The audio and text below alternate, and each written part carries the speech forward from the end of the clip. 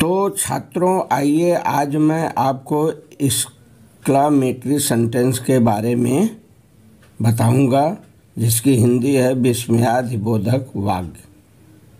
तो छात्रों, आइए मैं आपको एक्सक्लामेटरी सेंटेंस के बारे में आज बताऊं। जैसे देख लीजिए दो चार उदाहरण। मैं कितना वीर हूँ, हाउ ब्रेव आई एम। तुम कितने भाग्यशाली हो, हाउ लकी यू आर। तीसरा उदाहरण, कितना सुंदर गुलाब है, व्हाट ए लवली रोज। चौथा उदाहरण, कितना भयानक दृश्य था, what a horrible scene it was. पांचवा उदाहरण, आहा हमने मैच जीत ली है, hurrah we have won the match. छठा उदाहरण, शोक मेरा नाश हो गया, एलास आई एम रूइंड।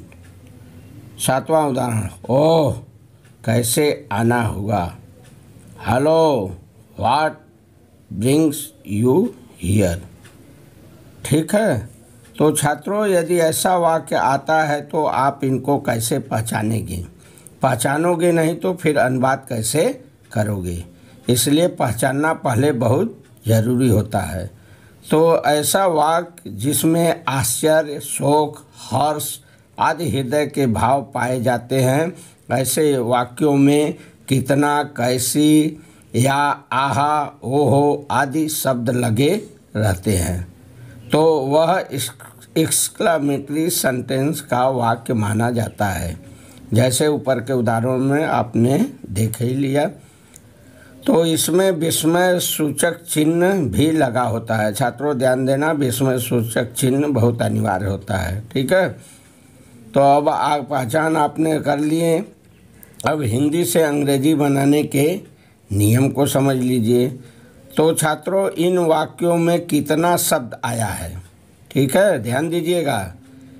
कितना शब्द का अनुवाद छात्रों दो तरह से हम आपको बताएंगे। ठीक है। पहला तो कितना शब्द के लिए हाउ लगाकर अनुवाद किया जाता है, और दूसरी विधि है व्हाट लगाकर भी किया जाता है। यदि कितना शब्द के बाद केवल एडजेक्टिव आया हो तो हाउ का प्रयोग करते हैं। वाक्य में कितना शब्द लगा हो, ध्यान देना, उसके बाद केवल एडजेक्टिव हो तो वहाँ पर हाउ का प्रयोग होगा। ठीक है। जैसे उदाहरण 1 और 2 को देख लीजिए।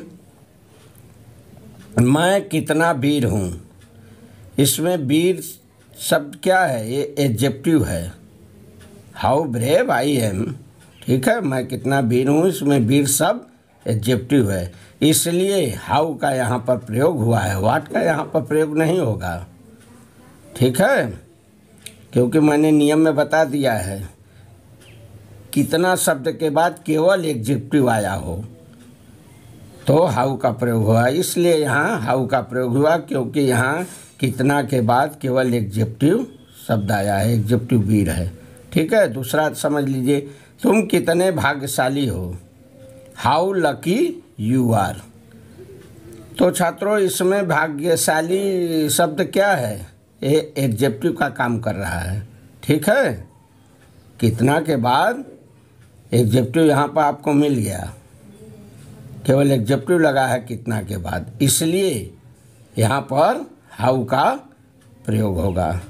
ध्यान देना, हाउ का प्रयोग कहाँ होगा, कितना शब्द के बाद, जिस वाक्य में कितना शब्द के बाद केवल एडजेक्टिव लगा हो तो वहाँ पर हाउ शब्द का प्रयोग आपको कर देना है। ठीक है। बस इतना ही नियम है। इसका सूत्र है how plus adjective plus S plus भी। भी का मतलब वर्ब। अब दूसरा नियम देख लीजिए। यदि एडजेक्टिव के बाद कोई नाउन भी आया हो, ठीक है, दूसरा नियम का मतलब व्हाट का प्रयोग कहाँ होगा। तो यदि एडजेक्टिव के बाद कोई नाउन भी आया हो तो व्हाट का प्रयोग करते हैं। जैसे आप उदाहरण नंबर 3 और 4 को देख लीजिए। 3 में है कितना सुंदर गुलाब है। इसमें गुलाब शब्द क्या है? नाउन है, नाउन का प्रतीक है। ठीक है, एडजेक्टिव के बाद नाउन आया हो। ठीक है, इसलिए यहाँ व्हाट का प्रयोग हुआ है। ध्यान से समझना, व्हाट का प्रयोग कहाँ होगा? जब एडजेक्टिव के बाद कोई नाउन भी आया हो तब। ठीक है, तो यहाँ एडजेक्टिव सुंदर है, उसके बाद नाउन गुलाब है, गुलाब आया है, नाउन शब्द है, इसलिए यहाँ व्हाट का प्रयोग होगा। चौथे उदाहरण में देख लीजिए, कितना भयानक दृश्य था। What a horrible scene it was.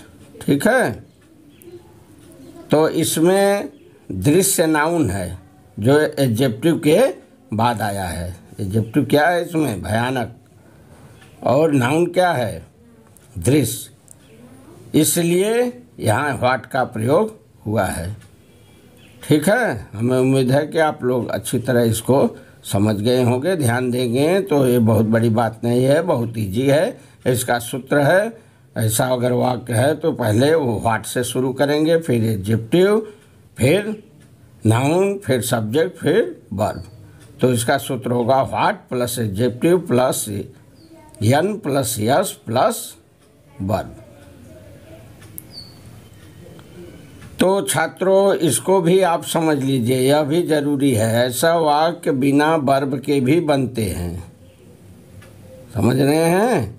यह वाक्य बिना वर्ब के भी बनते हैं। जैसे उदाहरण नंबर 3 को देखो, इसमें वर्ब है नहीं, वर्ब गुप्त है। ठीक है, ये ध्यान देना। तो छात्रों, हमें उम्मीद है कि आप अच्छी तरह जो है समझ लिए होंगे, और आप चैनल को शेयर करें, सब्सक्राइब करें। ठीक है, आज इतना ही। धन्यवाद।